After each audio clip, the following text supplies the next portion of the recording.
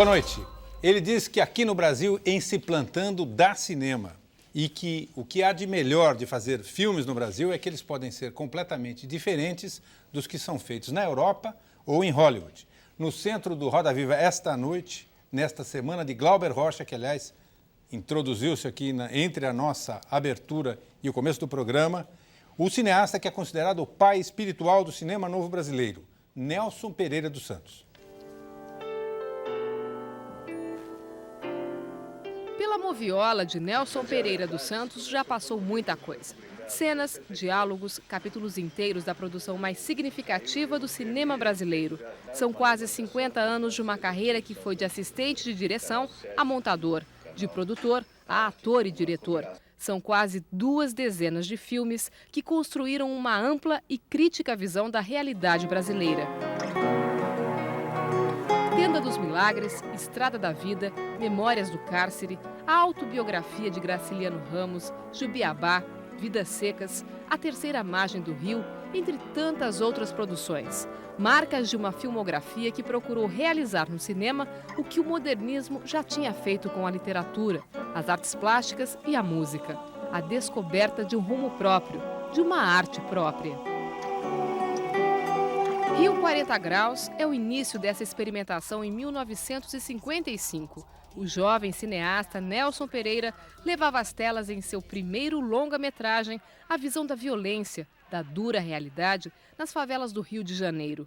Era a influência do cinema europeu, do neorrealismo de Roberto Rossellini, de Jean-Luc Godard. Mostrar a realidade tal qual ela é, na esperança de que o cinema poderia mudar essa realidade.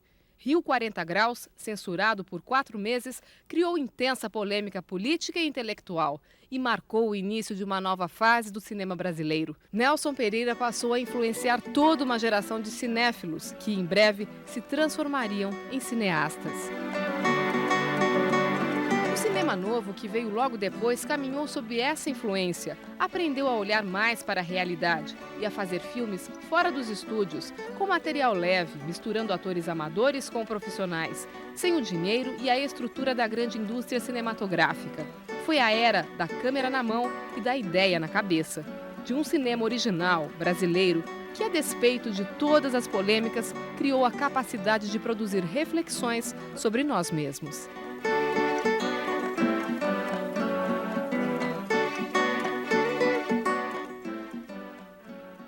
Bem, para entrevistar Nelson Pereira dos Santos, nós convidamos o documentarista Ricardo Soares, diretor e apresentador do programa Literatura da TV Senac, Ivan Isola, coordenador do programa de integração de cinema e televisão da TV Cultura, a crítica de cinema Susana Schild, correspondente da revista Moving Pictures, o músico, compositor e cantor Jardim Macalé, que também foi ator do filme do Nelson, O Amuleto de Ogum, de 75, o cineasta Aurélio Miquiles, realizador do documentário Que Viva Glauber, o crítico de cinema Amir Labak, articulista do jornal Folha de São Paulo e diretor do Festival Internacional de Documentários É Tudo Verdade, e o crítico de cinema Luiz Carlos Merten, do jornal Estado de São Paulo e do programa Metrópolis, aqui da TV Cultura. O Roda Viva, como você sabe, é transmitido ao vivo em rede nacional para todos os estados brasileiros e também para Brasília. Se você quiser fazer perguntas, pode usar o nosso telefone, que é 011-252-6525. Pode também utilizar o fax 011-3874-3454. Repetindo, 011-3874-3454. O nosso endereço na internet é rodaviva@tvcultura.com.br. Nelson, boa noite. Boa noite. Que você é um otimista, a gente já sabe. Que você disse que no Brasil, em se plantando, dá cinema também. A pergunta é a seguinte, está dando para plantar no Brasil hoje em dia? Nos últimos anos, sim, né? Voltamos a plantar, colhemos um pouco, mas agora estamos, de novo, à mercê de uma crise que se esboça, mas ela vem a reboque da crise geral do Brasil, da crise econômica brasileira. Mas em relação ao cinema, eu acho que o que eu disse está valendo. Está valendo. No seu caso particular, como é que estão os seus projetos? Eu tenho 2 projetos, aliás, são ambiciosos, né? Então, tanto é meu otimismo que eu inventei nada menos, nada mais do que um projeto chamado Castro Alves em São Paulo, Guerra e Liberdade. É um filme que vai abordar a passagem do poeta baiano pela Escola de Direito de São Paulo e pela vida cultural e política de São Paulo. 1868, né? 1868. E, ao mesmo tempo, estou revelando um herói que existiu mesmo, Dionísio Cerqueira, que foi contemporâneo de Castro Alves, conterrâneo de Castro Alves, e que foi para a Guerra do Paraguai. Quer dizer, tem um depoimento dele num livro. Tá? Eu quero juntar as duas histórias do jovem que foi para a Escola de Direito, libertário, abolicionista, influenciado por Victor Hugo, e o outro jovem, não é? Guerreiro, não é? Do interior da Bahia, o sertanejo duro, que foi fazer a Guerra do Paraguai. E a cabeça também feita pelo romantismo, mas outro romantismo, o romantismo napoleônico. Então, essa que é a história do filme. Esse é um projeto. O outro é o da GNT. O outro projeto é uma série de televisão baseada no livro clássico da história da sociologia, da história cultural, da antropologia brasileira. Esse livro maravilhoso que é Casa Grande Senzala, de Gilberto Freire. A ideia é fazer 13 episódios, não é? Estilo documentário com o narrador, transpondo a observação de Gilberto Freire, não é? Para o cinema ou para a televisão, para o audiovisual, digamos. Os dois que eu sei estão parados por falta de dinheiro. Isso. E você continua otimista?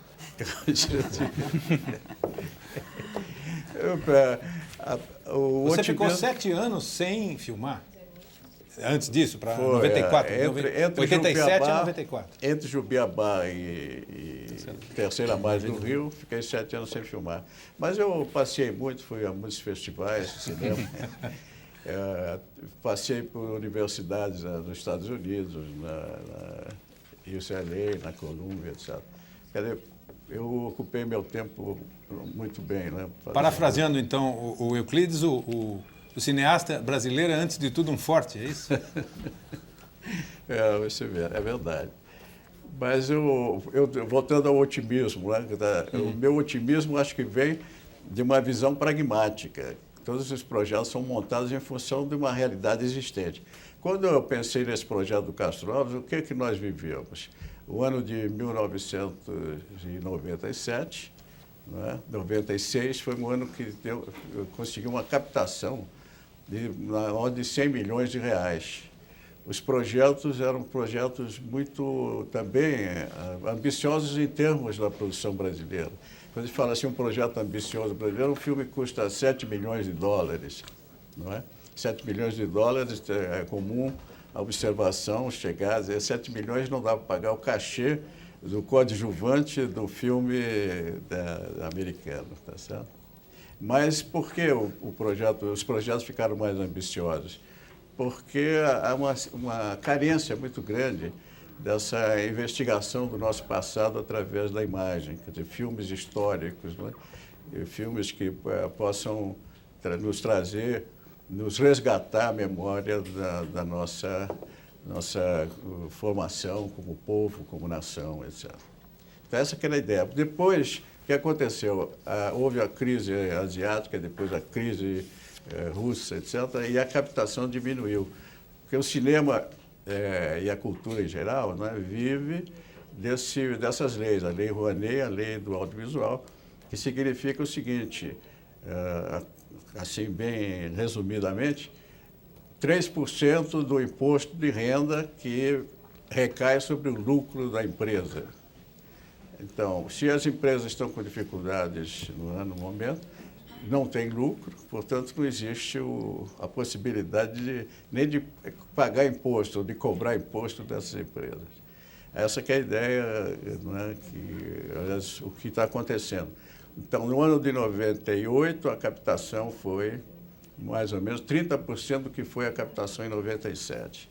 E agora, em 99, pelo que eu estou informado, essa captação ela está um pouco acima do zero. Amir. Nelson, Então, falar de oi. crise é sempre muito chato, mas nos 50 anos de cinema brasileiro do qual você é protagonista, você já viu muitas crises e muitos momentos de euforia. Para passar rapidamente sobre esse momento de crise agora, queria te perguntar que medidas concretas você defenderia? Quer dizer, parece claro para todo mundo que o modelo da retomada com a lei do audiovisual está se esgotando. Começa a se falar sobre modelos alternativos de fomento estatal. Eu queria saber o que você defende. Porque, por exemplo, eu lembro que você era uma das pessoas críticas a uma ideia que agora parece voltar, que é a ideia de você ter uma reserva de mercado maior. Então, queria que você falasse um pouco que tipo de medida concreta você fala. Não, o governo deveria fazer isso, fazer aquilo. Eu sou ultraliberal, embora não pareça. Eu acho que toda medida que exija uma participação do governo, uma intervenção do governo, ela não vai realmente, eu acho que não vai resolver o problema fundamental do cinema brasileiro. Né? Porque nós já tivemos experiências anteriores. Por exemplo, a obrigatoriedade de exibição, ela existiu durante muitos anos, ela cresceu, chegou a 180 dias por ano. No entanto, não resolveu a questão fundamental de ter o cinema brasileiro ter autossuficiência econômica dentro do próprio mercado. Quando acabou a lei de obrigatoriedade, acabou com a Embrafilme, né? O cinema brasileiro voltou de novo a ser mendigo, né? Ficar estendendo a mão, pedir a ajuda direta do Estado. Então, essas leis foram muito inteligentes, muito bem feitas, muito bem elaboradas, né? Porque é a participação indireta do Estado, que o Estado não abandonou a atividade. Ao contrário, criou condições para que ela pudesse viver sem a relação umbilical, né? Que existia antes com a Embrafilme. Agora, eu confio, quer dizer, no cinema brasileiro, porque é de uma vitalidade. Você lembrou bem quantas crises o cinema brasileiro já passou. Eu, na minha vida, já fui algumas muitas vezes lá de chegar ao ponto assim, vou mudar de profissão, vou fazer outra coisa. Qual foi essa? É? Qual foi a pior? Collor? A pior? Collor. Foi lá que você pensou, vou mudar de profissão? Essa foi terrível. Você pensou em fazer o quê?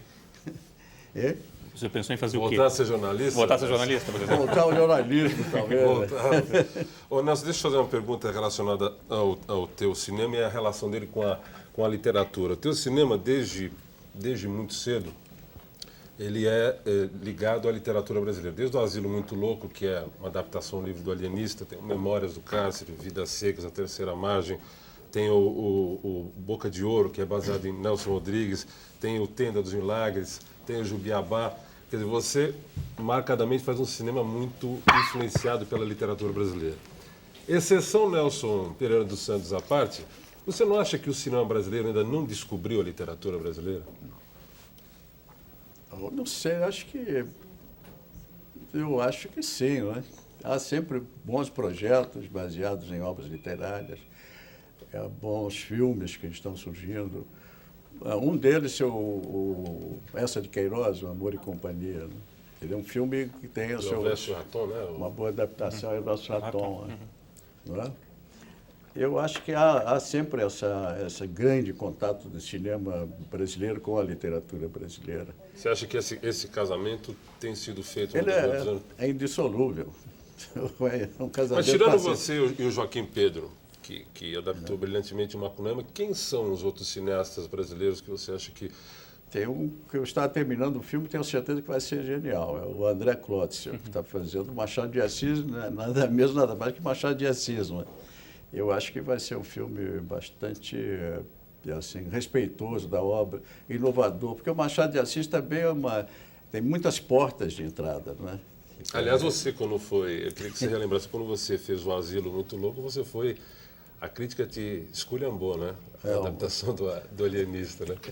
Não é? Foi uma liberdade que eu tomei de adaptação.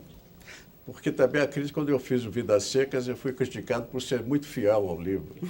E quando fez o Asilo foi criticado por Eu você. quero fazer. Ô, Nelson. Nelson, justamente isso que eu gostaria de te perguntar, se fosse possível. Tu tens duas adaptações, nessa série de adaptações, tu tem duas do Jorge Amado que eu particularmente não gosto muito. Jubiabá e Tenda dos Milagres. Mas tem duas que eu vejo de joelhos, que são as do Graciliano Ramos. O Vidas Secas e o Memórias do Cárcere. Eu gostaria que tu falasse um pouco da tua relação com esses escritores, de onde vem essa coisa de tu interpretar tão bem Graciliano Ramos no cinema. Essa preferência surgiu quando? Em que momento da tua vida? E por que, se tu tens uma explicação, e eu te pergunto, o Jorge Amado não deu tão certo nas adaptações? Eu acho, pelo menos. É o que por exemplo, Vidas Secas, né? É um romance que para mim, já era um roteiro. Eu não precisaria fazer nenhuma adaptação. Eu sairia com o livro, distribuiria para a equipe e faria o filme, seguindo o olhar do Graciliano. Porque o livro todo ele na terceira pessoa, e o narrador, na terceira pessoa, é tão onipotente, tão onipresente quanto a câmera do filme. Ele se situa em qualquer ponto, inclusive na cabeça da baleia. Ele tem esse despudor de interpretar a psicologia da baleia. E ele se coloca em todos os pontos que ele acha que tem que se colocar, para melhor estar perto da realidade. Eu acho que o Jorge Amado de uma riqueza de personagens, de fios de história, meandros da história, que é muito difícil fazer uma adaptação. Porque eu, por exemplo, no Tenda dos Milagres, eu quis fazer tudo. Porque a história do livro começa no começo do século e vai até os dias da época, dias do presente. Com gerações de pessoas, personagens entrando e saindo. Né? E dentro de cada momento do livro, mais personagens, mais pequenas histórias, outras anedotas, e todas elas muito sedutoras. E é muito difícil, então quero fazer o Jorge Amado completo. E o filme, eu sei, o filme inicialmente está bem construído, mas depois ele vai ficando mais comprido. Tal, né? Eu não tive a coragem de cortar, de sintetizar essas outras histórias acessórias da história principal. Eu quis contar todas. Né? Após, por exemplo, o Graciliano, no Memórias do Cárcere, também tem muitos personagens, mas eu pude fazer uma síntese de personagens semelhantes. Né? Por exemplo, tem 100 capitães, então sintetizei e ficaram 10 capitães. Né? Eram as psicologias muito parecidas. Não das pessoas, porque o grande compromisso que eu tive com Memórias era um compromisso biográfico, que eu achei que não precisaria assumir, a não ser com as personagens notoriamente conhecidas, que ficaram na história do Brasil. A Olga Prestes, o próprio Luiz Carlos Prestes, o herói Graciliano. Os demais são personagens que eu pude me desligar da biografia, senão o filme não terminaria nunca. E também a obsessão de procurar a verdade de cada personagem. E eu me baseei, para fazer isso, no próprio Graciliano, quando ele abre o livro e explica o método que ele usou para escrever o livro, que ele tinha pudores. Essas histórias aconteceram há 10 anos atrás, e eu estou agora, né, contando o que se passou comigo naquele momento. Eu perdi os manuscritos, eu vou fazer tudo de memória, lembrar aquelas pessoas, os nomes e tal. Eu vou errar muito. Agora, eu vou contar a minha parte da história. Os outros também têm todo o direito de contar a sua, né? A de cada um, porque é isso que eu vou fazer. Além do mais, eu já estou com o pé na cova, então, se a crítica for muito grande, não vai me alcançar, não.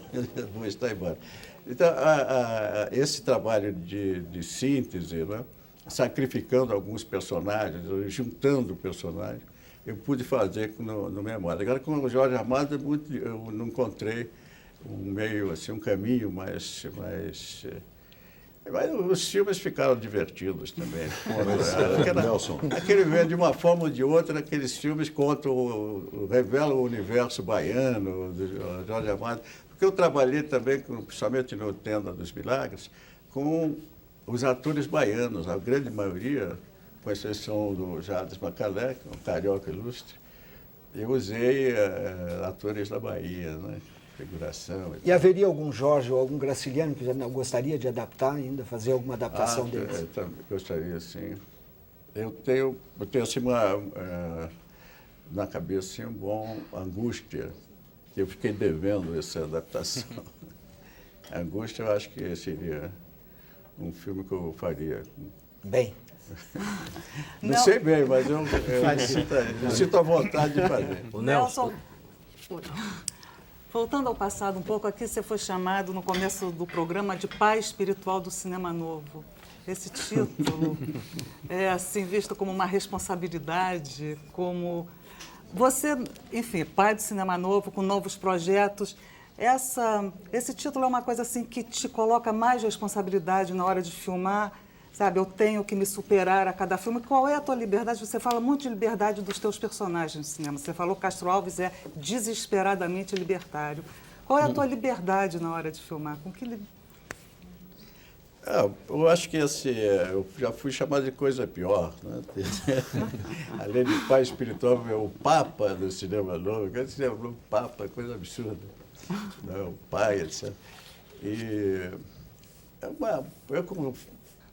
eu fui jornalista e guardo ainda um pouco. Eu sei que essas expressões são necessárias para a comunicação, para facilitar.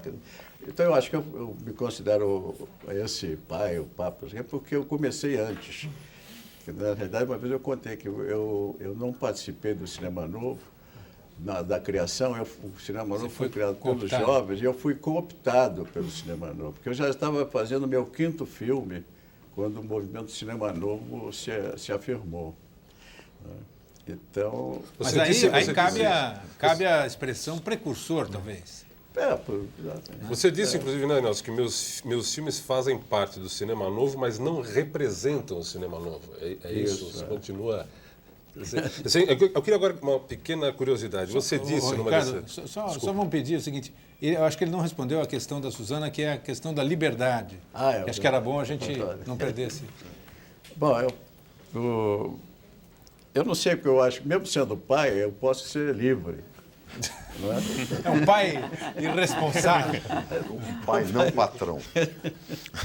É isso, eu não tenho muita preocupação, eu quero ser livre. Eu acho que espontaneamente esse projeto de fazer um filme, escrever uma história, não é? Com bastante independência, vem espontaneamente, senão não é liberdade. Aí eu fico prisioneiro do desejo de ter liberdade. Eu acho que Mas existe assim uma cobrança sua de se superar a cada filme? Pode ser até, mas eu nunca me questionei por isso. O que existe, na realidade, é que eu quero fazer uma coisa diferente da outra, sempre. Isso eu aprendi com uns amigos artistas plásticos. Foi a minha patota da juventude aqui em São Paulo. Então, eles tinham aquela coisa, a fase azul, como Picasso, de cada trabalho, cada momento da vida, a obrigação de não se repetir, de procurar novas formas de expressão na cor, no volume, no quadro, etc. Qual é a fase agora? A próxima? Não, eu acho que o Castro Alves é um projeto antigo, mas ele é novo pelo fato de que eu estou trabalhando a história do Brasil de uma forma bastante livre, né? Aberta e com todos os dados possíveis para fazer um filme de amor, de aventura, e não um tratado sociológico histórico sobre o passado brasileiro. E junto disso, eu estou querendo também transmitir todas as informações básicas, né, desse momento da história do país. Essa tua ligação com o Castro Alves vem da época que você estudou Direito no Lago São Francisco, aí que começou essa tua afinidade estética? Tem isso. Ô Nelson, sou eu. Bem, como músico, eu vou lhe perguntar sobre música. Porque eu sempre vi você como um músico extraordinário. Outro dia você me mostrou o Rio 40 Graus, aquela abertura, que era uma peça lindíssima em cima da música do Zequete, A Voz do Morro, e também uma peça belíssimamente escrita pelo Radamés Inátali. Eu queria lhe perguntar o seguinte, sua formação como música, assim, que você ama a música, que você amava, ou seja lá o que for. E como é que você encontrou o Radamés para escrever essa coisa maravilhosa e o Zequete em todo o seu caminho, assim, que você vai encontrando essas pessoas geniais, esses músicos?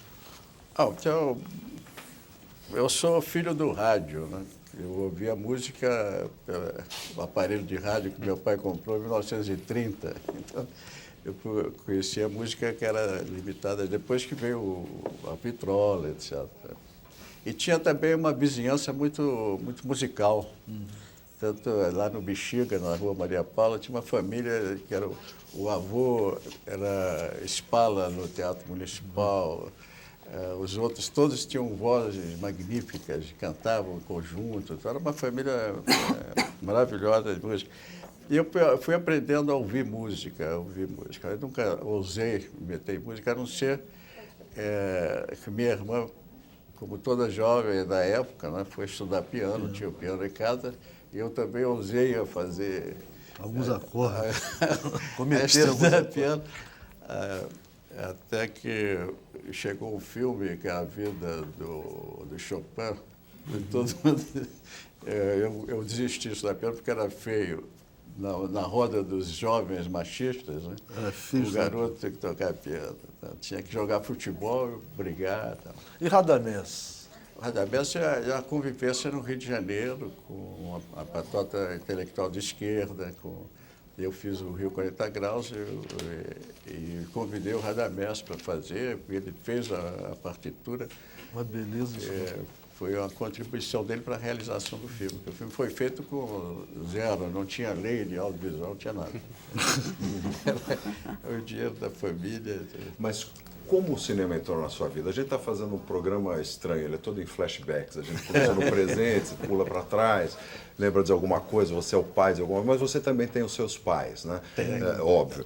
Nós temos aí uma linhagem de precursores do cinema novo, Alberto Cavalcanti, Mário Peixoto, Humberto Mauro e Alex Vianney. Então, eu gostaria que você um pouco me contasse para o telespectador como é que o cinema entrou na sua vida, porque cada um de nós que lida com o cinema tem um motivo muito peculiar que nos leva a essa atividade. Eu acho que a partir da família, que os meus pais eram cinéfilos, a palavra ainda não existia com esse uso, mas eles eram frequentadores assíduos do cinema. Né? Viam todos os filmes. Então, eu realmente frequentava cinema. E lá pelas tantas, quando terminou a guerra, não é? Que recomeçaram os cineclubes, que antes eram fechados, não podia, por causa do DIP, a ditadura proibia esse tipo de clube, de associação. E eu então, comecei a frequentar os cineclubes. Agora, mas estava sempre como espectador. A ideia de fazer cinema mesmo surgiu, por exemplo, Alberto Cavalcanti chegou aqui em São Paulo, fez uma conferência maravilhosa, de juventude todas. É possível fazer cinema no Brasil. Né? Agora, o que aconteceu também foi a grande influência do neorrealismo. O neorrealismo foi uma lição de produção, mais do que uma lição estética. Né?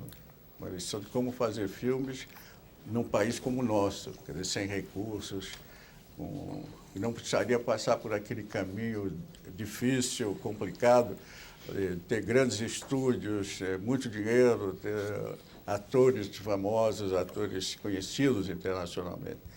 Era a Câmara e o povo na frente, que foi originado depois da frase do Glauber, uma Câmara na mão e na cabeça. Eu costumava dizer que, de fato, o neorrealismo ele era, na realidade, uma revolução técnica, por essas razões, mas também ele tinha um conteúdo de uma revolução moral, uma grande crise moral. Ele estava acostumado com os estúdios de Tinetitá, fez filmes até com o filho do Mussolini, etc. E diante da grande crise moral que representou o fim da guerra, o fim do Estado italiano com a derrota, né, da Itália. Agora, o cinema novo, que relação a gente pode fazer entre esse aspecto da revolução? Porque, por um lado, é muito óbvio que o cinema novo tem esta matriz neorrealista do ponto de vista do modo de se produzir cinema. Mas ele também representa, de certa forma, uma reação a um cinema mais acadêmico, o cinema que foi feito um pouco pela Veracruz, um pouco pela Atlântida, num outro sentido, uma forma mais popularesca, mas de alguma forma era uma reação a um modo de se fazer cinema. Mas também havia, obviamente, um conteúdo cultural, porque talvez pela primeira vez o cinema brasileiro se expressasse como tal, como uma expressão genuinamente nacional. Qual é o caráter fundamental do cinema novo? Eu vejo agora, né, de longe, assim, que o cinema novo, ele, embora tenha sido um movimento espontâneo, não homogêneo, que cada um tinha o seu mundo, a sua formação, né? Eu fui formado pelo neorrealismo. Antes do neorrealismo, eu fui formado pelo John Ford. Que era na época, a dieta era cinema americano, mais cinema americano e como sobremesa cinema americano. Eu só fui conhecer o cinema europeu quando terminou a guerra, que os cineclubes voltaram a funcionar e o cinema italiano chegou aqui. Então, o cinema novo também tem o seu momento da Nouvelle Vague, que é a grande revolução da linguagem nela mesma, né? Quer dizer, o rompimento do plano tradicional, a montagem interior, né? Isso tudo vai aparecer com os jovens do cinema novo. Eu fui influenciado também, mas não tanto, porque eu já estava com a cabeça, já estava meu quinto filme, sabe? Há também uma grande influência do underground americano. Então, como grupo fazendo cinema, não havia assim não era um grupo com um pensamento único, seja estético, cada um tinha o seu mundo diferente, né? Do cinema novo, mas o que havia em comum era a demonstração de que a linguagem universal do cinema tinha sido dominada por alguns brasileiros. E que essa linguagem universal estava sendo utilizada para a recuperação da nossa memória cultural. Então, o cinema novo é intimamente ligado a todo o processo de descolonização da cultura brasileira, iniciado na Semana de Arte Moderna. Quer dizer, afirmado que esse processo é longo, é antigo, mas na Semana de Arte Moderna foi um momento de grande afirmação da descolonização cultural brasileira. Que depois a pintura brasileira, a música brasileira, né? Falar de Cavalcante, do Villa-Lobos, falar dos escritores, né? Dos nossos paulistas, Oswaldo de Andrade, Mário de Andrade, dos nordestinos, Graciliano Ramos, principalmente, né? Todos esses esse universo cultural que foi, então, o conteúdo dessa produção, com a linguagem universal do cinema, abrasileirada. Nelson, o ponto em comum que tem entre o Roda Viva e o cinema de antigamente é que aqui a gente tem intervalo. Nós vamos fazer um rápido intervalo e voltamos já já.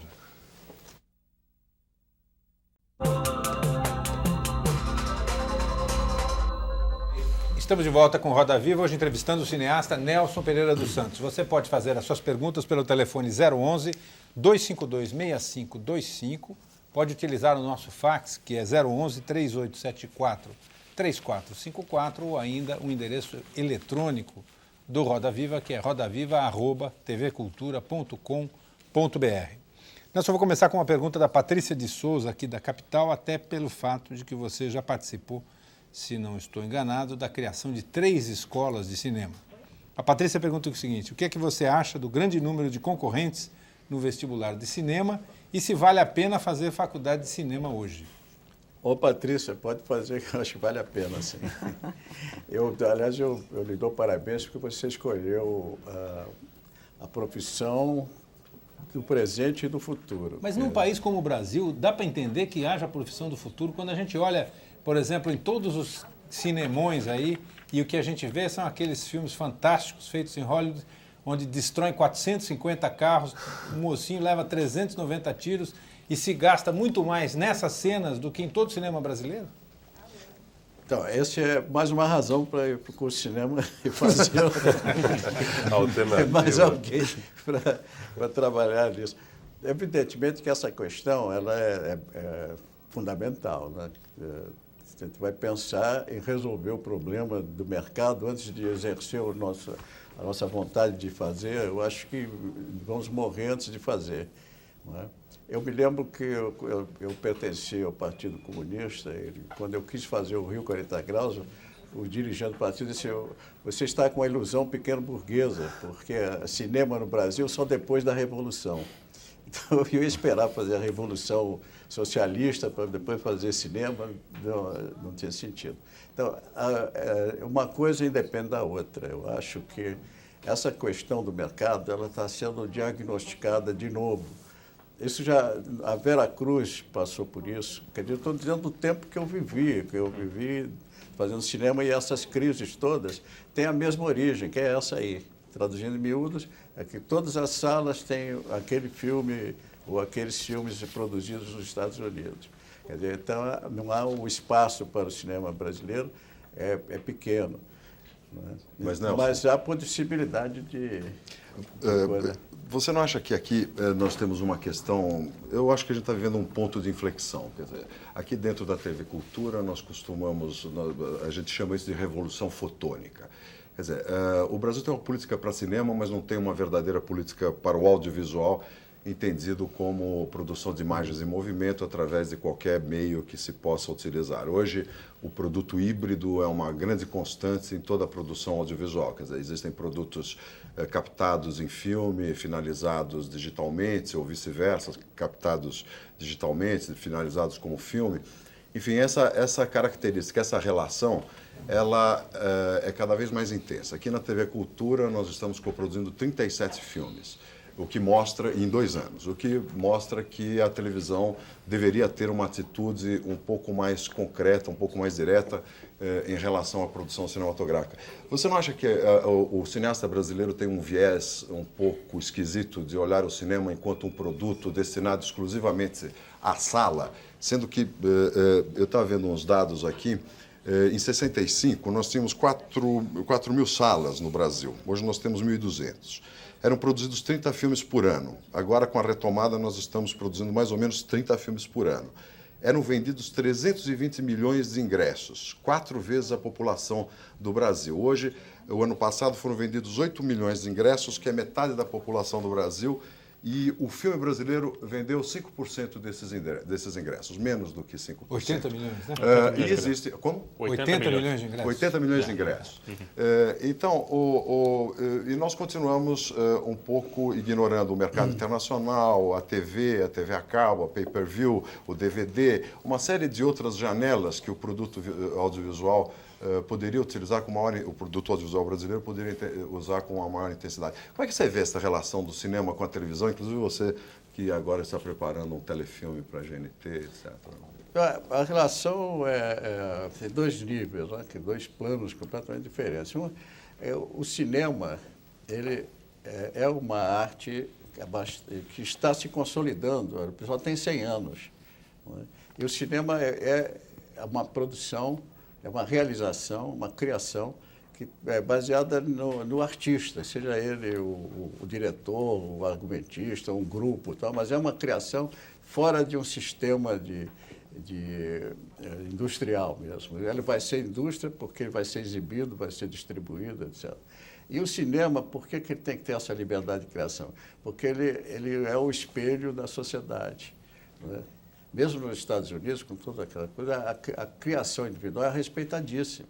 E a visão, o olhar de cada cineasta, de cada momento da sociedade americana, é completamente livre. Né? E não há nenhuma questão social nos Estados Unidos que não tenha sido observada do ponto de vista do cineasta. E observado por várias, com pluralidade de visão. Não foi só um cineasta, quer dizer, havia a questão racial, a guerra do Vietnã, tudo isso. E a gente conhece muito pouco também do cinema independente americano. O cinema tem uma função social da maior importância. E, como eu disse, no Brasil, é só plantar que vai dar cinema. Quer dizer, não tem problema. As relações desse tipo de produção com a televisão é que são bastante promissoras, não é? Que a televisão vai garantir essa produção, porque o mercado de salas, como você viu, ele está decadente e, ao mesmo tempo, ele é sempre dominado pela importação de filmes. Então, a televisão que tem condições de produção, como na França, por exemplo, né? Meus últimos filmes são coproduzidos pela televisão francesa. Tem uma parte que eles não discutem o conteúdo, não discutem a forma. Eles querem mais um produto do cineasta X ou do Brasil, etc. Então, a televisão aqui, e aqui a TV Cultura, tem esse perfil de colaborar com esse cinema, manter o cinema com a sua tradição de arte independente. Há também, abre-se um grande leque, como eu vou fazer a experiência de cada grande senzala. Eu já fiz programas de televisão, eu acho que é realmente uma outra atividade e que também vai atender uma grande carência na informação, da cultura, etc. Porque também há uma outra realidade muito próxima, que é a questão da HDTV. A HDTV colocou a televisão de joelhos dentro do cinema. A televisão terá o formato da tela panorâmica do cinema, o nível de resolução óptica exigido pela HDTV, só o suporte do filme pode propiciar. Há a compressão digital, só a TV Cultura, durante esse ano nós teremos 8 canais. O mercado ele demanda muito mais do que é oferecido. Então, com a compressão digital, essa demanda tende a crescer. E como você disse, os Estados Unidos refletem a própria história, os seus usos, seus costumes, suas tradições através do cinema, mas também através da televisão, através do cinema dentro da televisão. Isso. Você não acha que, de fato, é preciso que se equacione esta relação do cinema com a televisão? Porque o que eu vejo é que as políticas públicas, em geral, elas são voltadas para a produção do filme, exclusivamente. Quando, na realidade, existe uma... Eu estou pensando muito na jovem que pretende estudar cinema. Por exemplo, tem uma importante escola de comunicação de São Paulo que tem curso de rádio e TV e curso de cinema. As pessoas que frequentam o curso de cinema não fazem curso de marketing. E as pessoas que fazem o curso de televisão não fazem curso de roteiro ou direção de ator. Quer dizer, é um anacronismo. Mas as coisas estão um pouco melhorando nessa área. Porque, por exemplo, essa escola, que talvez seja a ECA que está se referindo... Não, ela mudou para a ECA, mas agora. Porque a ECA, que era tradicional, cuidava de separar e tudo. Eu acho que essa questão, felizmente, no Brasil, as coisas estão... A experiência da TV Cultura, a experiência das TVs a cabo, que ampliaram muito a demanda e... Um pouco até a força eles tiveram que começar um pouco mesmo, por demanda de produção, a conversar com produtores independentes. Quer dizer, o Aurélio, que está aqui, que é um documentarista, começou a fazer filmes, hoje, vários deles em parceria com a televisão, né, Aurélio? Quer dizer, é uma coisa que, apesar da dificuldade, apesar da televisão brasileira historicamente ser fechada para isso, um pouco a revolução tecnológica um pouco ajudou a quebrar essa barreira, porque eles foram tomados de... roldão, que é para a quantidade de espaço para fazer imagens. Eu queria voltar um pouco para o Glauber, um pouco também tapetando a pergunta para o Aurélio, que eu sei que ele vai te fazer. No livro da Helena, tem uma frase que você fala quando você conheceu o Glauber, você fala, antes você foi montar Barravento, que você falou, eu vou montar esse filme porque eu fiquei muito impressionado com esse jovem baiano, esse rapaz vai fazer muita coisa boa para o cinema. Queria saber como você encontrou o Glauber, qual foi a situação? Foi na Bahia? Foi no Rio de Janeiro? Por que foi tão forte esse primeiro contato? Nelson, aproveitando, já que você... Enfim, eu faria essa mesma pergunta acrescentando um dado. As lendas, né, da cozinha do fazer cinematográfico. Conta-se que o Alex Vianney disse que você montando, o Glauber não queria mais montar o Barravento e você pegou da lata do lixo o filme e insistiu que ele continuasse na tarefa de montar o filme, que o filme era muito bom. E que vamos fazer como aquele Godard, vou montar tudo ao contrário. E eu queria que isso é uma lenda ou é uma história? É uma lenda. Imagina, o Glauber sabia tudo. O que ele não tinha era ainda a experiência de realizar a montagem. Agora, havia montadores que a gente chamava de motoristas de moviola. Ele queria um colega, um companheiro para trocar ideias sobre o trabalho dele. Mas ele nunca jogou fora nada, ao contrário, ele chegou com um filme, me convidou para montar, trabalhamos, foi muito divertido, fizemos muita invenção. Então. Agora, ele realmente sabia onde colocar cada plano, isso é uma lenda, realmente, e não está na hora de dizer que é uma lenda, né, para filmar. Nelson, bom, tá. Agora, É lenda, Por que ele te Só- impressionou tanto? perdão? Por que o Glauber te impressionou tanto? Eu vou responder essa aí. Eu conheci o Glauber, ele era bem jovem, que eu fui com o filme Rio 40 Graus para Bahia, que estava proibido pelo chefe de polícia. Isso foi no ano 55. E o Glauber fazia parte do cineclube, o Cineclube da Bahia, que era presidido por um crítico de cinema, o Walter da Silveira, um entusiasta do cinema, gente finíssima, saudoso. E eu conheci nesse momento.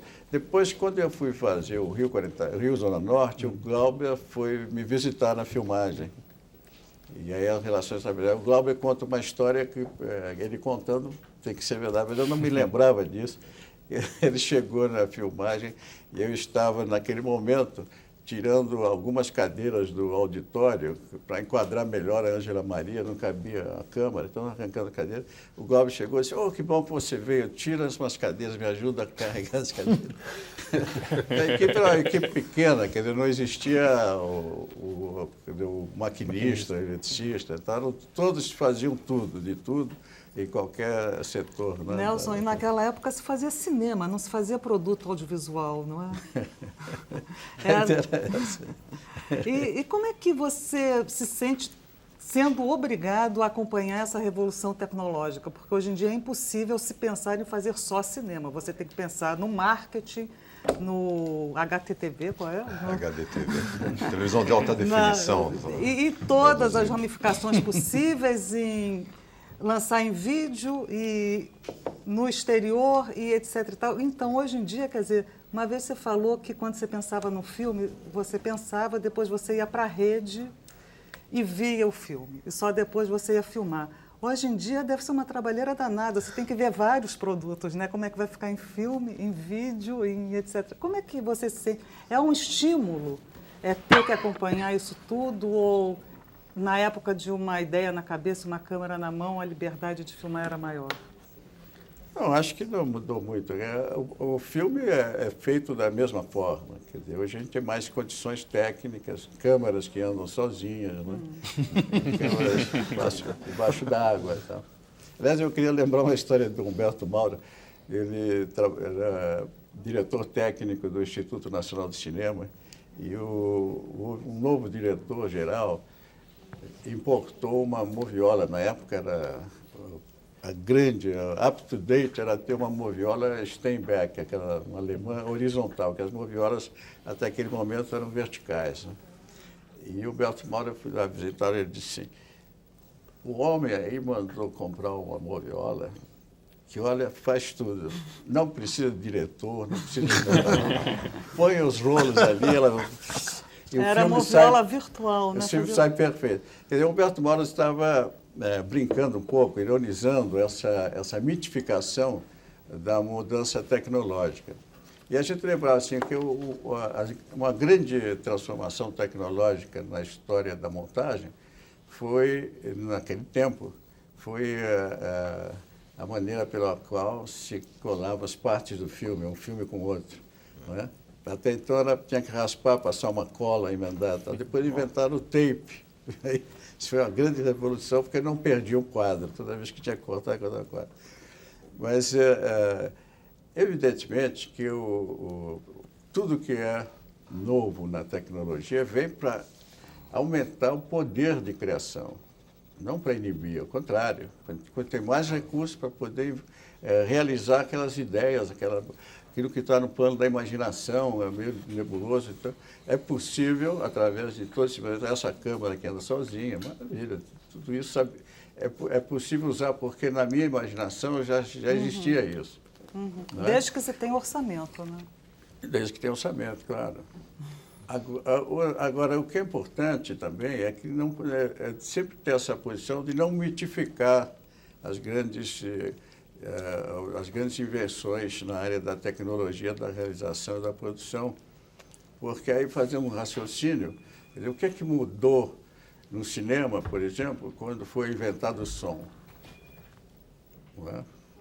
Aí eu era muito criança, muito pequeno, sabia, mas eu vivia, já fazia cinema quando apareceu a cor. Então, qual é o filme que transformou o cinema? Foi o primeiro filme colorido que mudou o cinema? Agora, eu sou capaz de lembrar de filmes que foram realizados com pouca tecnologia, Rossellini, não é?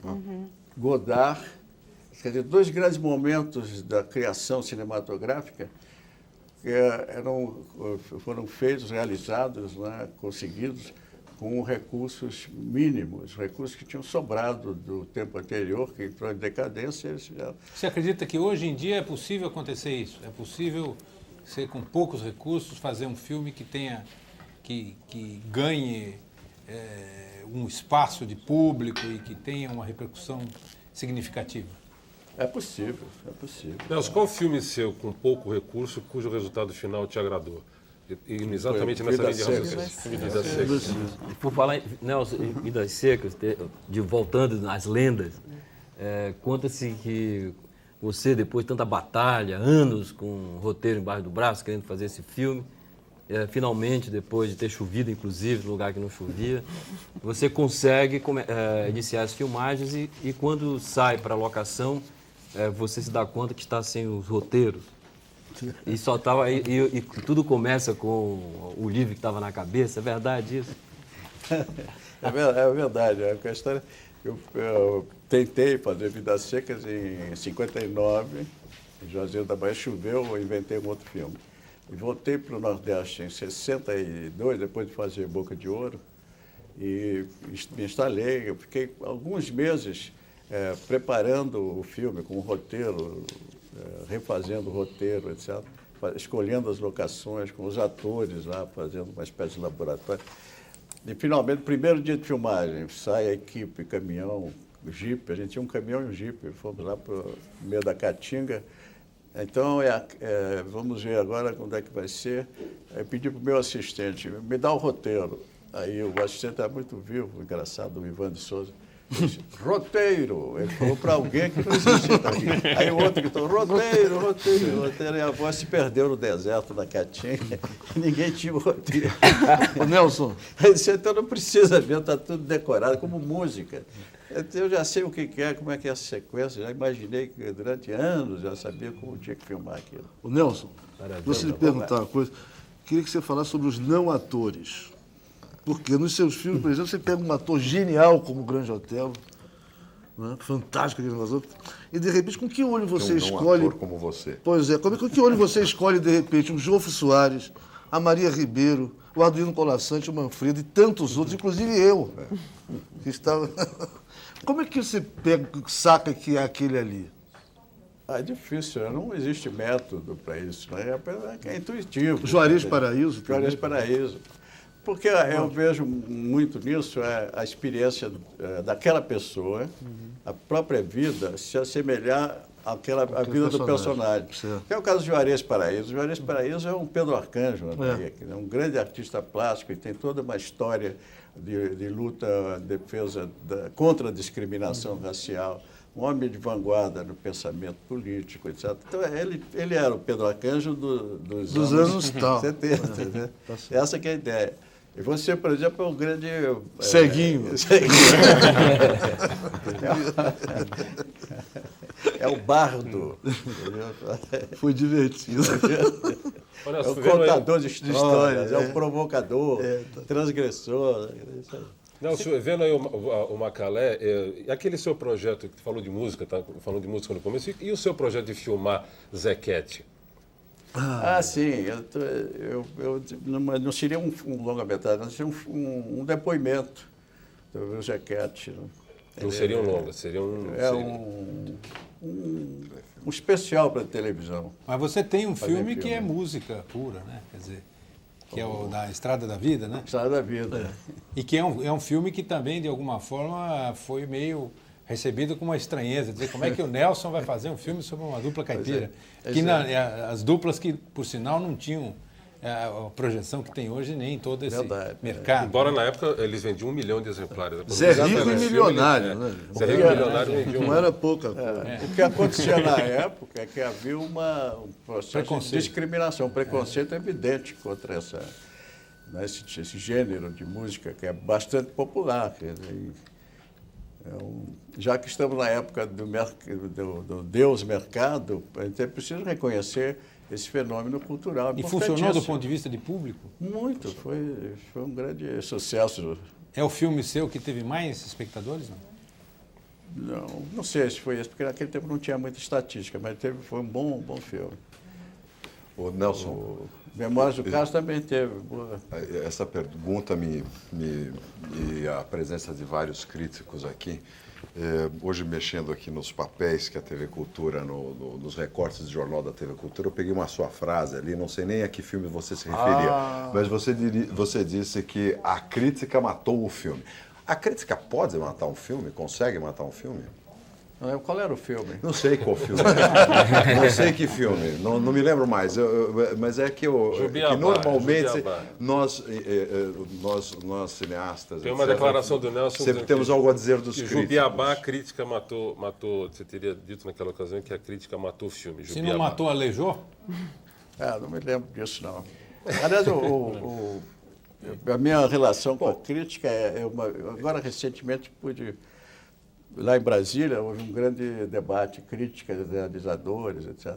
Então, eu expus, não é uma coisa articulada assim, são algumas reflexões sobre isso. Não é? Em primeiro lugar, eu acho que são dois universos. O universo da crítica é a visão que não pode ser absolutamente contaminada por qualquer tipo de informação, qualquer relação. Então, o crítico tem que ser absolutamente rigoroso com a sua apreciação do filme, da obra, etc. Então é uma espécie de extinção. E não pode... Eu vejo o crítico assim. A segunda reflexão sobre isso é que a crítica tem que ser assim porque ela pode ajudar o cinema mais do que ninguém. Quando o cinema entra em decadência, é a crítica que vai fazer o pensamento cinematográfico progredir. E foi o que aconteceu na história. Na história do Brasil, foi o cinema novo, ele saiu da crítica. Né? A Nouvelle Vague saiu da crítica. Saiu de uma visão absolutamente de fora do processo cinematográfico. O cinema novo também, né? O cinema novo também, vários críticos, o próprio Glauber. E é importante, porque aí a crítica vai suprir na área da criação, da invenção, ela vai propor um novo caminho. Na medida que ela vai criticar, vai analisar o que está acontecendo e que não está levando a uma renovação, uma coisa... No seu caso, ela deu alguma sugestão aproveitável nessa longa carreira? Algum toque que a crítica tenha te dado serviu para alguma coisa do seu cinema ou não? Eu tenho uma história que eu contei, né? Eu fui para o Festival de Cannes na Semana da Crítica, na quinzena dos realizadores, fui com um filme chamado Quem é Beta? Aí o filme foi exibido e tal... Eu torceram o nariz, viu? E quando saí, meus amigos me convidaram para um almoço, me homenagearam. Tá? Disse, Nelson, é o seguinte, esse filme não vale, tá? Você volta para o Brasil e faz outro, na próxima vez. Então, realmente, porque é uma relação que se dá, né, periodicamente, que na medida que eu penso um filme, etc., eu vou com esse filme muito certo de que eu fiz a coisa, que eu acho que está correto. Agora, a crítica é a visão do outro. Quando eu estou na fase de criação, eu não quero saber do outro. Não me interessa, eu não sei o que Agora, Nelson, você já foi definido uma vez como cineasta zen, né? Várias matérias dos jornais do Rio definiram você como cineasta zen. Apesar de cineasta zen, alguma vez, sinceramente, a crítica te deixou pé da vida? Você saiu chutando lata de negativo ou não? Não. Outra coisa, eu sempre disse, como eu estreiei no cinema tendo um crítico que tinha poder de polícia, que era o chefe da polícia. Então, eu acho que a crítica, desde que não tenha o poder de polícia, Está ótimo, eu aceito porque eu passei pelo pior. Porque prendeu o filme e queria me prender também. Mas você não sente essa tentação de vez em quando nos críticos? Você não sente de vez em quando essa tentação nos críticos, que eles adorariam ter o poder de polícia, eventualmente? Aí já pode até ter vontade, mas condições felizmente não tem direito. Nelson, poder de polícia. Nós vamos para um rápido intervalo e voltamos já já.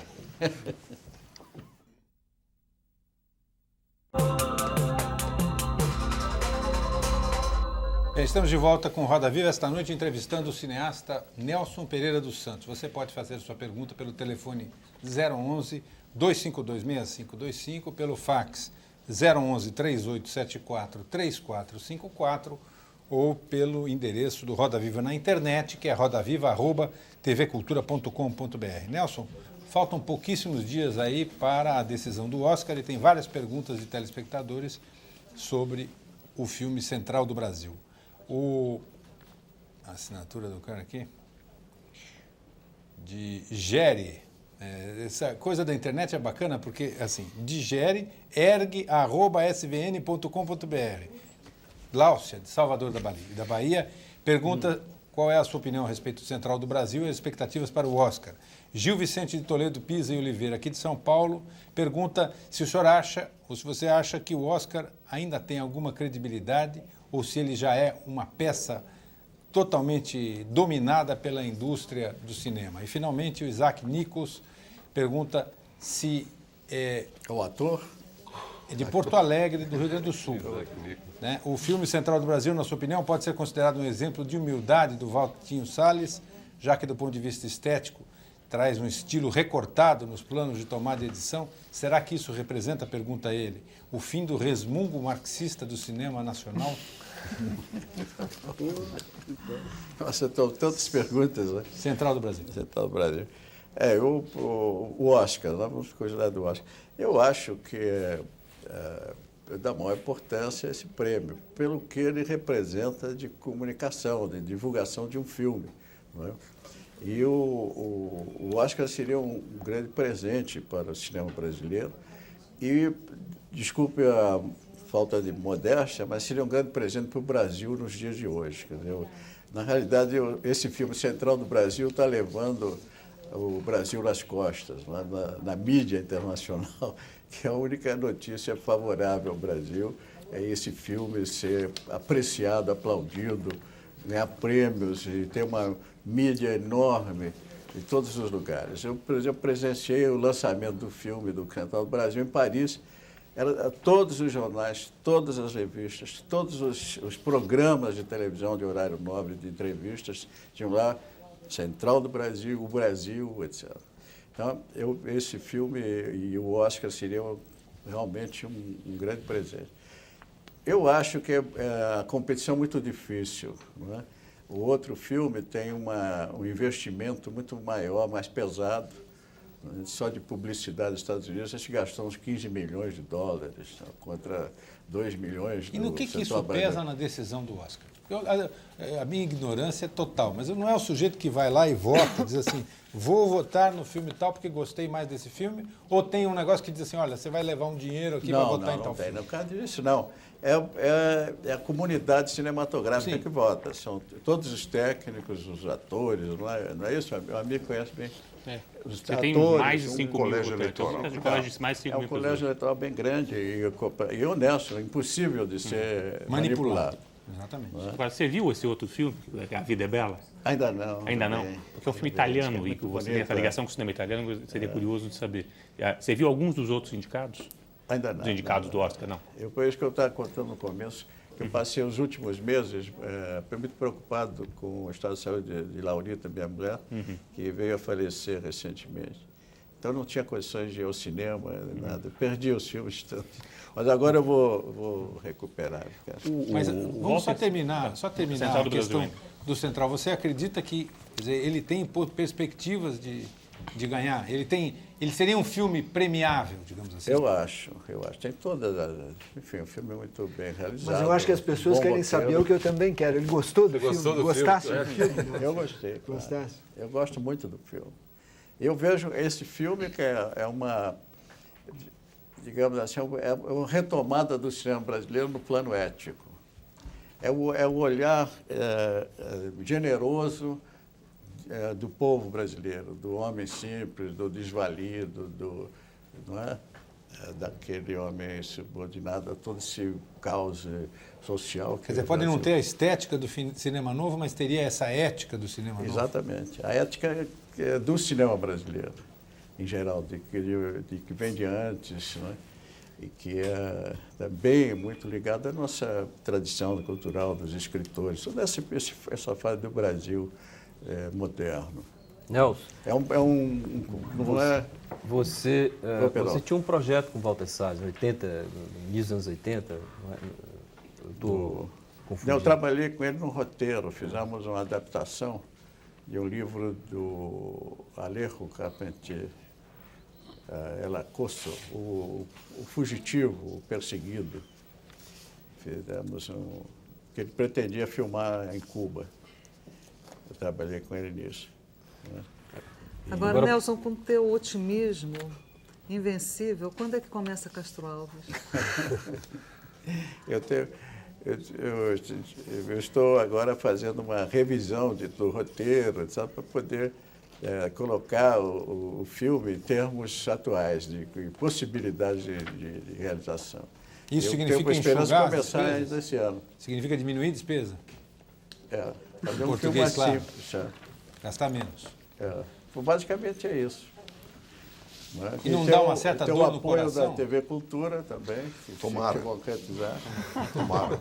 Não dá uma dor no coração? Você trabalhou já há bastante tempo nesse roteiro, tem esse projeto há tanto tempo, aí diz, bom, agora eu tenho que encurtar porque os empresários não estão tendo lucro, então não vai ter dinheiro para investir. Eu faço isso com um outro mood, quer dizer, assim, inventei uma história melhor. é muito mais simples, mais barata, né, e vou fazer desse jeito. Nelson, que ponto sem lamentação do processo de preparar um filme você mais gosta? Roteirizar, é o set, é filmar, é aquilo que o Macalé falou? Filmar. Ou é montar? Filmar. Ele fica outra pessoa filmando, é lindo. Parece um balé enorme, assim, gigantesco. O Nelson, por falar em filmar, aí. eu tenho uma curiosidade claro que de perguntar uma coisa. Um filme que eu gosto sempre de rever e tem uma cara de documentário, que é Como Era Gostoso Meu Francês. Toda vez que eu assisto, eu sempre pergunto como é que foi feito daquilo para conseguir, né, aquele bando de gente ali, pelado, com uma desenvoltura daquele Brasil quinhentista, que só você conseguiu fazer, porque é o único registro desse Brasil que nós temos, é esse teu filme extraordinário, belo. Como é que você conseguiu? Será que aquele clima hippie da época favoreceu você conseguir esse resultado? Conta esse segredo aqui para gente. Eu acho que sim. A ideia daquele filme é criar uma colônia de nudismo. É botar as pessoas, a produção básica, aquela dentro daquele cenário de Manoca. Isso foi feito aos poucos, começando, tal, primeiro um grupo, depois outro, de forma que a figuração toda se habituou a ficar nua, a se pintar, etc. E o comportamento deles, que dentro de cada um de nós, brasileiros, tem um índiozinho ali adormecido. Então, na medida que gostamos de ir à praia, ficamos e cultuar o próprio corpo, então tem toda uma reminiscência, né, desse atavismo aí. Esse atavismo ressurge com muita força. Eu acho que esse foi o princípio. Então, vamos brincar de índio. Todo mundo é índio. Então, chega falado em tupi o filme, né? E aí a câmera vai filmar com esse distanciamento do documentário. Foi isso, o processo de criação do filme foi esse. Né? Você vê que o filme, ele tem quem está filmando não está metido com os índios, está do olho de fora. E a gente fazia até de propósito, ficava todo mundo nu, menos a equipe. Para dar essa distanciamento brechtiano. De outro filme, Nelson, que é bem diferente desse, Fome de Amor. É um dos teus filmes mais estranhos e é um filme que eu particularmente gosto. É um filme plástico, refinado, intelectual, com influências de Resné, de Antonioni, de todas essas coisas. Como é que pintou esse filme na tua carreira? Porque ele é diferente dos outros. Isso é uma experiência muito radical, né? O que aconteceu... Eu eu fui convidado para fazer esse filme, que é uma história escrita por Guilherme Figueiredo. É uma história para se ouvir de noite, um conto. Mas eu não estava interessado muito naquele filme. Eu viajei para os Estados Unidos, foi a primeira vez que fui aos Estados Unidos, com a bolsa que eu ganhei. E fiquei, naquele ano, 66, que eu fui conhecer, primeiro o cinema americano do underground. Eu conheci todos aqueles realizadores, Steinbecker, aquela gente toda, Jonas Mekas. E também era um momento de grande efervescência a sociedade americana, a resistência à guerra do Vietnã, né? A maconha e a paz, aquela coisa toda girando naquela...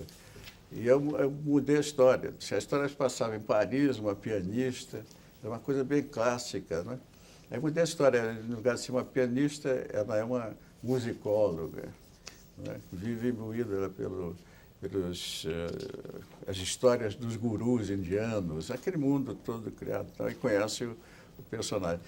Para dizer a verdade, eu não escrevi roteiro nenhum. Eu fiz o filme, todo ele, primeiro filmando, depois que eu escrevi alguns textos de diálogo, etc. Então, foi uma experiência radical mesmo. Eu fui para a Angra dos Reis porque o produtor, o Herbert Richards, ele queria que eu fizesse o filme, que eu queria passar a direção para o Ripper, Luiz Carlos Ripper, que tinha sido meu assistente, brilhante pessoa, que foi um grande diretor de teatro, cenógrafo, que infelizmente morreu muito cedo. Mas o Ripper queria dirigir, mas não houve um acordo dos produtores com ele. Eu voltei a assumir a direção. E o Herbert Richards, aliás, um produtor maravilhoso que eu tive, ele me deu carta branca. Você faz o que você quiser com esses atores. Eu tinha o Arduino, a Leila, Helena Stefania, e o Paulo Porto. Então foi uma experiência mesmo. Eu fui filmando, inventando a história e impregnado em todo aquele ambiente. Aquele comprometimento de uma certa juventude, não é? Uma fuga na ideologia, que ela está lendo o Mao Tse Tung, é tudo que eu tinha visto um pouco nos Estados Unidos e que vi um pouco aqui. É todo um filme assim, um pouco tratando dessa questão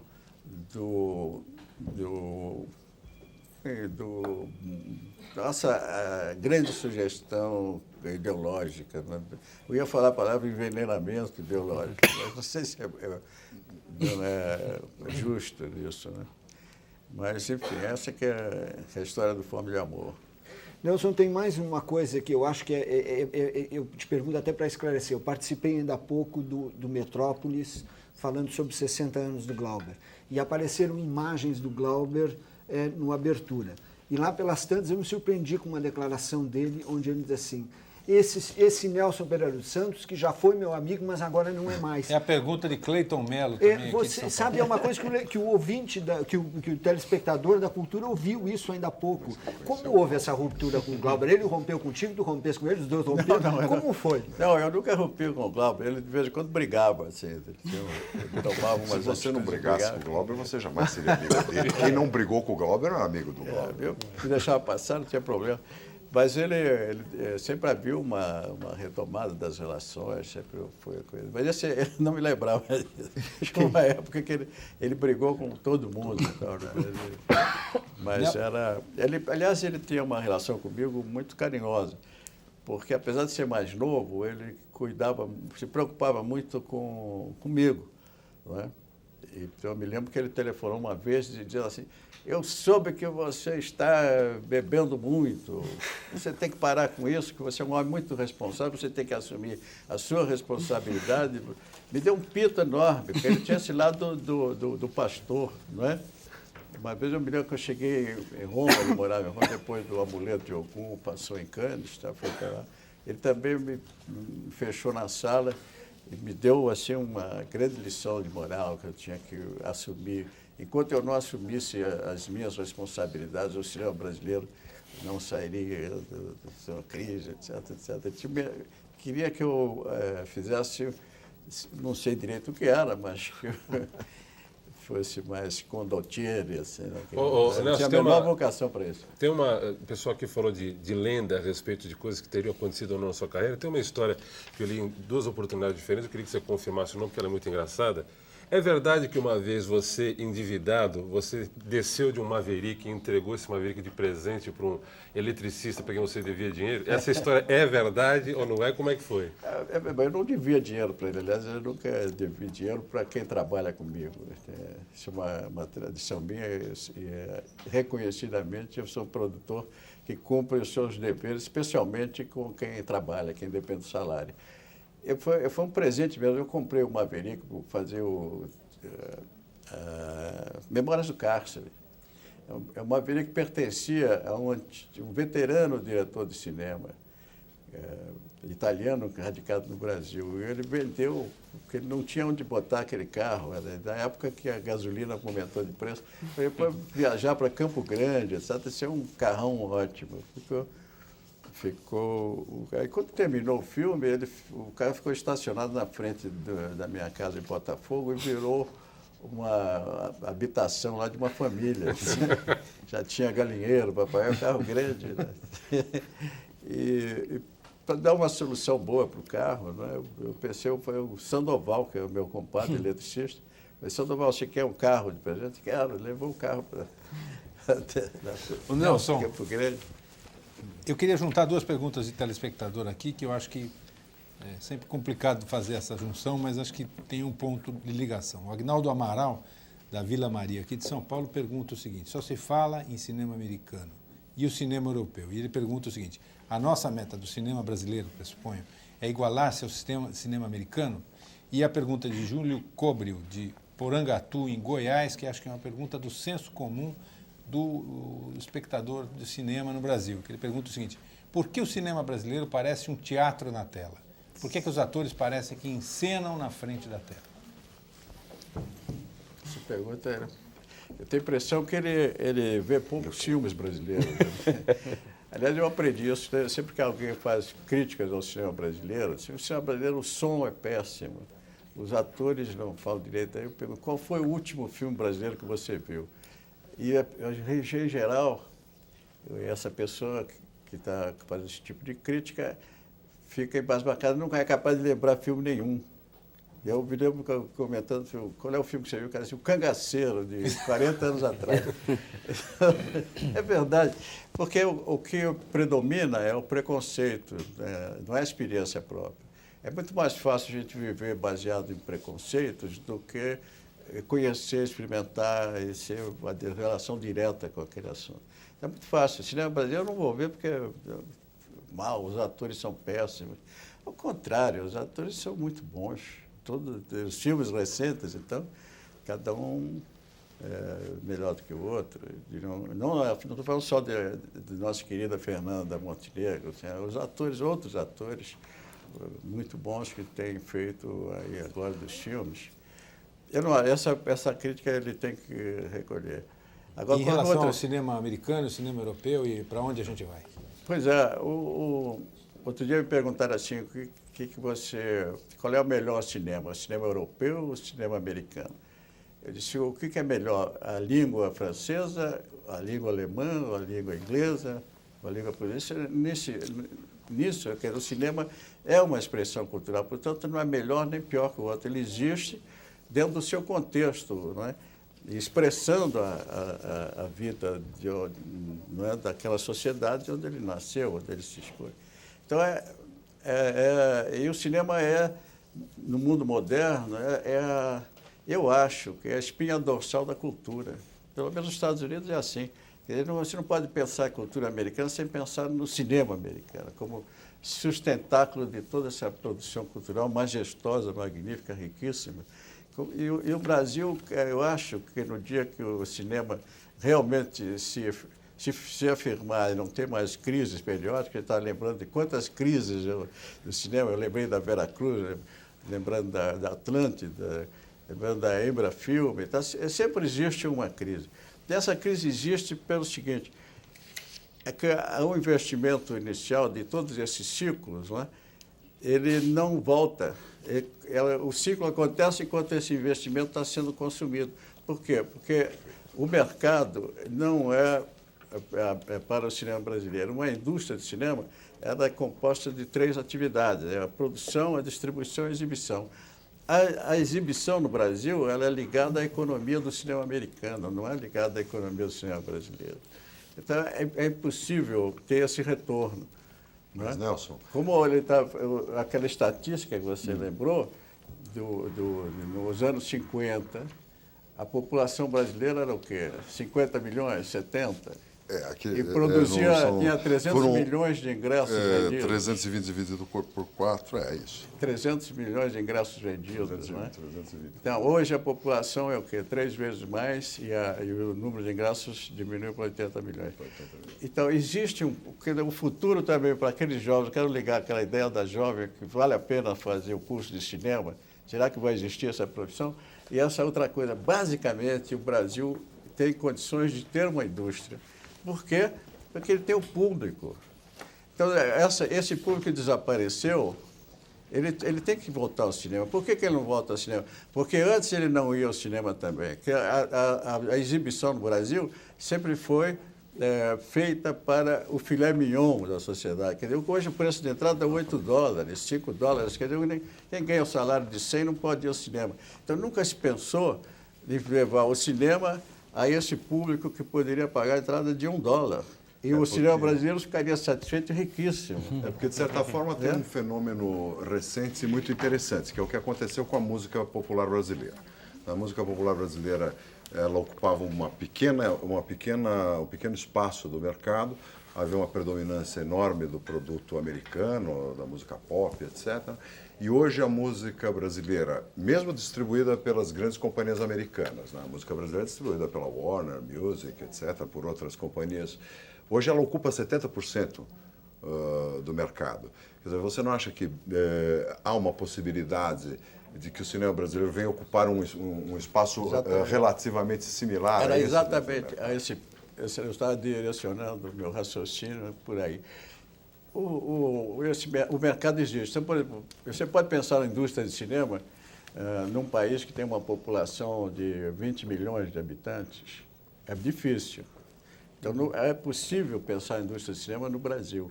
Existe, inclusive, um público que ainda não foi ao cinema, nunca entrou no cinema, porque até os anos 50 era proibido entrar no cinema sem paletó, gravata e sapatos. E a população brasileira, nos anos 50, quem vestia sapato era menos era menos de 50% que tinha sapatos. Então, houve sempre essa discriminação por 2 razões. Uma sociedade ainda eivada da formação escravocrata e o princípio do lucro, quer dizer, vender para quem tem $8. Não interessa o resto. Por que eu vou educar esse povo? Também não interessa educar. Porque o cinema, com a sua função de educação, é muito grande, é muito importante. Não é? Eu acho que essa tradição do Brasil vai estar sendo rompida, manter essas coisas velhas, arcaicas, dentro da nossa sociedade, está sendo rompido. E eu tenho certeza que vai haver esse público que eu diria assim, é um público, na linguagem mercadológica, né? C, D, F. Nelson.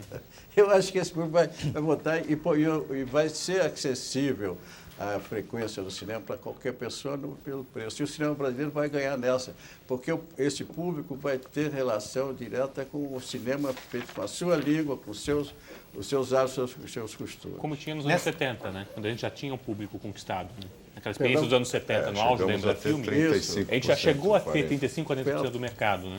Quer dizer, você acredita que isso vai voltar a acontecer? E tem outra coisa importante, que o cinema brasileiro não precisa ser hegemônico. Quando a gente está falando do cinema americano, não estou querendo acabar com o cinema americano, eu quero que ele saia daqui. É um cinema muito importante. Ele contribui muito para toda a evolução democrática de todas as sociedades. O que eu acho é que o cinema brasileiro, ele com 30% do mercado, ele sobrevive e fica autossuficiente. Mas nós não precisamos ter um preço de entrada calculado para pagar um filme de 100 milhões de dólares. Os nossos filmes, os mais caros, custam 10 milhões de dólares. E a média da produção é de 2, 3 milhões. Então, a entrada pode custar $1, $1,50. E também tem uma gradação, né, no tipo de Nelson. exibição, etc. Nosso tempo está acabando, mas eu vou terminar aqui com uma pergunta do Tiago de Brito, que é do Jardim Tremembé, aqui de São Paulo. Eu acho que ela tem a ver com esse final otimista aí de um Roda Viva extremamente otimista. Ele pergunta o seguinte: estou escrevendo um roteiro baseado num romance. Tenho 16 anos e estou tendo muita dificuldade, não sei que caminho seguir. Já que o senhor tem tanta experiência em adaptação, o senhor poderia me dar alguma dica? O que eu posso dizer, quer dizer, é você manter o teu trabalho, vai até o fim. Escreva tudo que você achar, não é?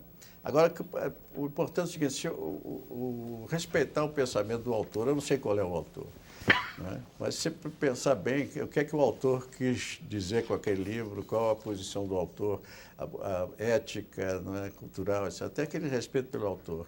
E também tentar transpor para o cinema a linguagem do autor com muita, digamos, muito respeito na linguagem, a própria estrutura narrativa do autor. São duas coisas bem simples. Agora, que o negócio é não parar de escrever, vai até o fim e depois me manda o roteiro. Tá certo.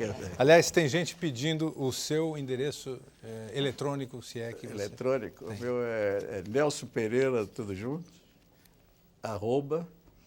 @uol.com.br. Perfeito.